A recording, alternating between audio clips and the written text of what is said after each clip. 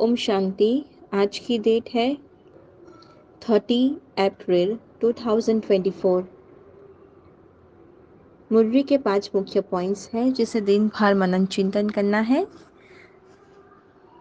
तो आइए सुनते हैं बाबा के मधुर महावाक्य।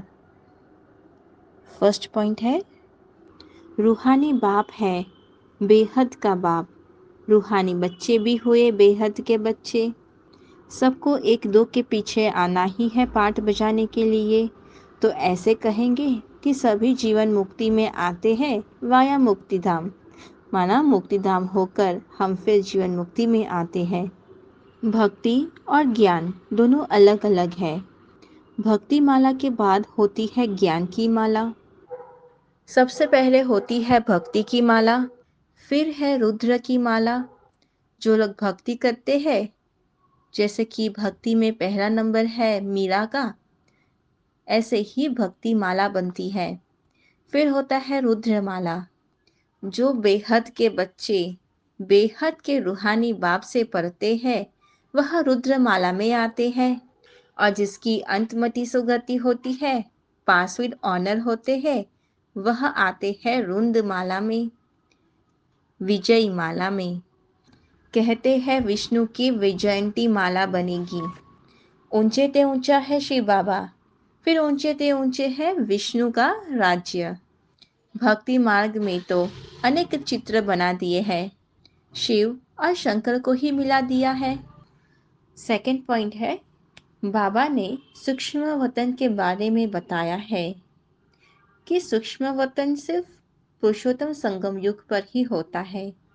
वहाँ तो साक्षात्कार ही होता है। वहाँ कोई हड्डी मांस नहीं होता, कोई पाठ आदि नहीं बजाते हैं। संपूर्ण ब्रह्मा भी सूक्ष्म वतन में है। वह है अव्यक्त। अभी व्यक्त ब्रह्मा जो है उनको अव्यक्त बनना है, और जब व्यक्त से अव्यक्त में जाते हैं तो उनको फरिश्ता कहा जाता है।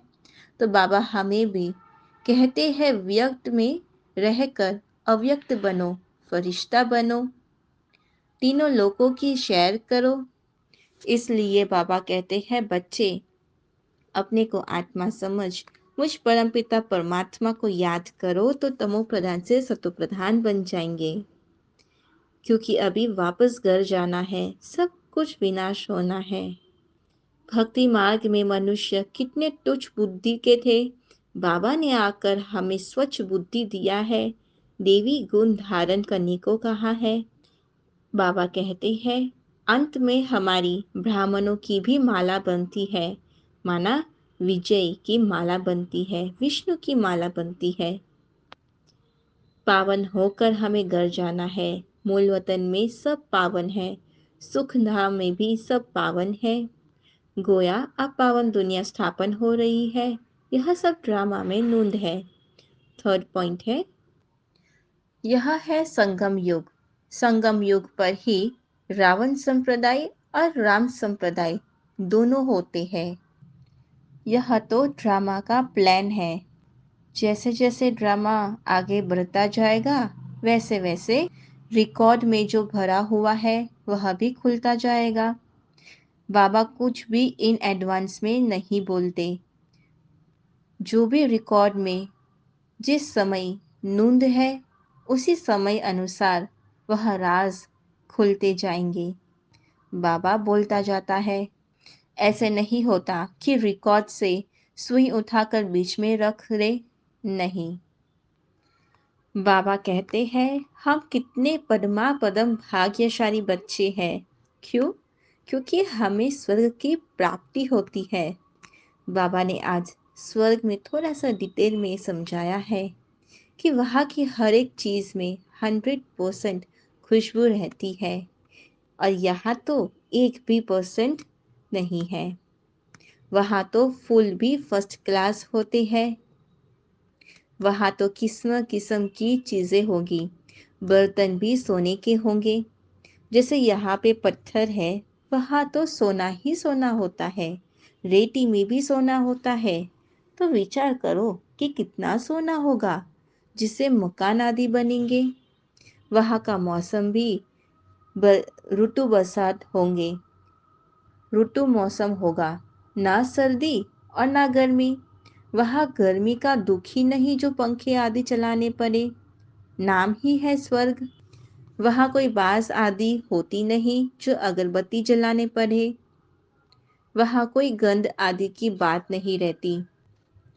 फोर्थ पॉइंट है, बाबा कहते हैं आत्मा परमात्मा किस चीज का बना हुआ है यह तो कोई बता ना सके।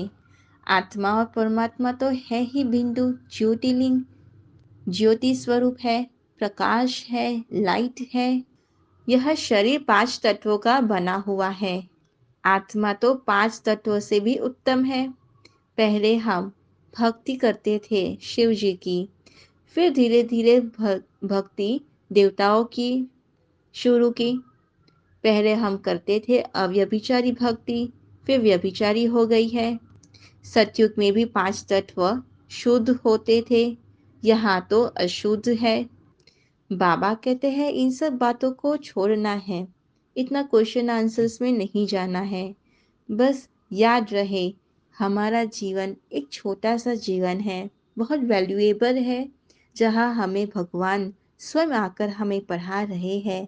भगवान मिल गया तो बस जीवन में सिर्फ भगवान को फॉलो करो, उनकी श्रीमत पर चलो, भगवान को अपना सर्व संबंध से जोड़ लो, माँ में कम याद करो तो ही विकर्म विनाश होंगे। तो बाबा कहते हैं सब तरफ से बुद्धि को हटाकर मेरे में लगाओ, पुरुषार्थ करो, अंतर्मुखी हो जाओ। बुद्धि में अच्छे अच्छे ख्यालात लाने हैं। हमारे राज्य, हमारा स्वर्ग में क्या क्या होगा उस पर विचार करना है और अपने जैसे, अपने को उस जैसे लायक चरित्रवान बनाना है। यहाँ से बुद्धि निकाल देनी है। फिफ्थ पॉइंट है सेवा। सेवा का अर्थ होता है मेवा देने वाली। अगर कोई सेवा असंतुष्ट बनाए तो वो सेवा सेवा नहीं है। ऐसी सेवा भर छोड़ दो लेकिन संतुष्टता नहीं छोड़ो। जैसे शरीर की तृप्ति वाले सदा संतुष्ट रहते हैं, वैसे मन की तृप्ति वाले भी संतुष्ट होंगे। संतुष्टता तृप्ति की निशानी है।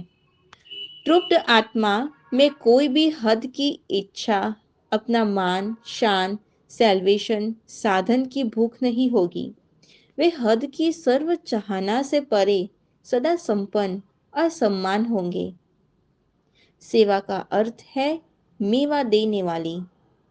आज का स्लोगन है सच्चे दिल से निस्वार्थ सेवा में आगे बढ़ना, अर्थात पुण्य का खाता जमा होना। ओम शांति।